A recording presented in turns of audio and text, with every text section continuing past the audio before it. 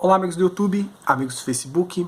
Hoje nós vamos continuar a nossa série de 5 estudos a respeito do divórcio.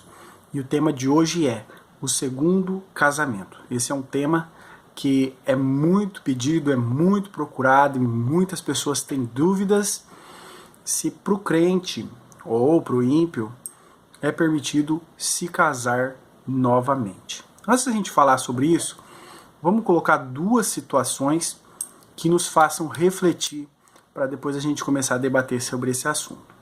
Vamos dizer o seguinte: o casamento, o que você acha? O casamento tem poder de salvar alguém da condenação? Ou tem poder de livrar alguém da condenação? O que você acha? O casamento, vamos colocar uma situação, real. Por exemplo, um jovem que nunca foi casado, ele se casa com uma jovem que nunca foi casada. E eles vivem toda a vida juntos até a morte, sem adulterar, sem trair, sendo pessoas exemplares. Eles serão salvos por isso? Com certeza não. Se eles viverem uma vida inteira de um excelente casamento, mas sem Cristo, ainda assim não serão salvos. Então quer dizer que o casamento não salva ninguém. Vamos colocar outra situação agora. Um homem divorciado conhece uma mulher divorciada, os dois se casam e vivem uma vida dissoluta, entre traições, brigas e mau testemunho. Mas, no último dia da sua vida, eles se arrependem, choram o seu pecado, confessam todos os seus pecados a Deus, reconhecem a sua culpa, pedem perdão e aceitam a Cristo como o único e suficiente Salvador de suas vidas. Esse casal será salvo? Com toda certeza. Porque a Bíblia diz que todo aquele que confessar o Senhor Jesus como Senhor com a boca e crer com o coração será salvo. Então nós vemos que o casamento, ele não anda junto com a salvação. Casamento é uma coisa, salvação é outra coisa. Agora sim nós vamos entrar no aconselhamento bíblico, tá? O que a Bíblia diz sobre casar de novo? Qual é o aconselhamento bíblico que eu posso dar para vocês como um pregador da Bíblia, um pregador do Evangelho? Mateus 5, versículos 31 e 32. Jesus ele disse o seguinte: também foi dito, qualquer que deixar sua mulher, dê-lhe carta de desquite. Eu, porém, vos digo que qualquer que repudiar sua mulher, a não ser por causa de prostituição, faz que ela cometa adultério, e qualquer que casar com a repudiada, comete adultério. E como nós falamos no primeiro tópico, aqui não adianta falar que é por causa de traição. Não. Deus odeia o divórcio. Então, aquele que se casa novamente, ele está vivendo em adultério. Esse é o aconselhamento bíblico geral. Para qualquer pessoa que me pergunte, esse é o aconselhamento geral, tá? Mas isso, como eu disse no começo, não está ligado à salvação.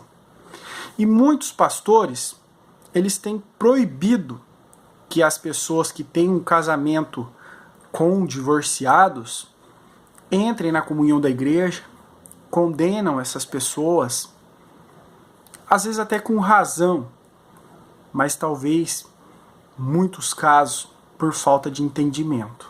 Deixam essas pessoas aflitas, deixam essas pessoas preocupadas. Com certeza eles se lembram daquela passagem que Jesus diz para a mulher adúltera: vá e não peque mais. E colocam: como você está vivendo num casamento adúltero, você continua pecando e não será salvo. Tem muito de verdade nisso, e isso sim deve ser pregado e observado. Como nós vimos nos estudos anteriores, Deus leva o casamento muito, mas muito a sério mesmo. Deus valoriza muito o casamento. Deus odeia o divórcio. E Deus não quer que as pessoas se casem de novo. Isso é bíblico. Não tem como fugir disso. Porém, existem casos especiais. Existem casos que têm que ser observados de forma diferente. Deus odeia o divórcio, mas uma mulher que ela sofre violência por parte do marido, que é espancada na frente dos filhos diariamente, Deus odeia o divórcio, mas para essa mulher eu aconselho que ela se divorcie. O marido deve se divorciar da mulher? Não, de forma alguma. Mas se ele tem uma mulher que coloca veneno todos os dias na sua comida para que ele morra, eu aconselho a ele que se divorcie dela. Então, existem casos e casos. Existem casos especiais. Então, nós não podemos pegar o aconselhamento bíblico geral, que é esse que eu passei para vocês, e aplicar em todos os casos. Nós não podemos fazer isso. Existem casos especiais. Tanto que a Bíblia, como nós vimos no primeiro estudo, ela tratou desta forma. Deus odeia o divórcio, mas ele mandou a Moisés dizer para o povo: eu permito a carta de repúdio, a carta de divórcio, a carta de desquite, por causa da dureza dos vossos corações. Era melhor que essa mulher recebesse uma carta de divórcio, que ela pudesse se casar novamente e ser de outro homem. Era melhor isso do que ela ser morta pelo marido, porque os sacerdotes diriam: somente a morte que pode separá-los, e ele mataria, ou abandonaria ela sem uma carta de divórcio, que ela não poderia ser de outro homem mais, e somente com prostituição é que ela iria conseguir o seu sustento. Então, existem casos especiais. E Deus deu autoridade para a igreja julgar estes casos. Deus deu autoridade. Muitas pessoas vêm, às vezes, me contar sobre a sua vida. Olha, eu vivi um casamento assim, me fui traído, tal, o que você acha? Pá. Eu tenho que estar próximo dessa pessoa, eu tenho que conhecer essa pessoa, eu tenho que estar com o corpo da igreja junto, que muitas pessoas analisem esse caso e a gente vai ver como é. Tá certo? Um outro exemplo, claro, de um caso especial. Isso eu falo porque eu já vi e já participei de um julgamento desse caso. Certo dia, na igreja em que eu frequento, chegou um casal, homem divorciado, casado com mulher divorciada. Começaram a frequentar os cultos, começaram a participar das atividades da igreja como visitantes. Certo dia, o homem manifestou a sua fé em Cristo, disse que tinha entendido o evangelho, que aceitava Cristo como seu único e suficiente Salvador.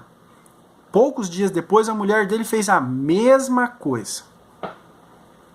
Passado um tempo, eles pediram para a igreja que queriam fazer parte dela. Qual era o aconselhamento? Vocês devem se separar, mas eles viviam há muitos anos juntos, eles já tinham filhos. Como é que a igreja vai aconselhar esse casal que se separe? Isso está errado. Então a igreja se reuniu, a igreja discutiu, a igreja pensou, a igreja julgou o caso deles. Foram chamados e dissemos para eles o seguinte: olha, o que passou, passou, vocês aceitaram a Cristo hoje, vocês são nova criatura, tá?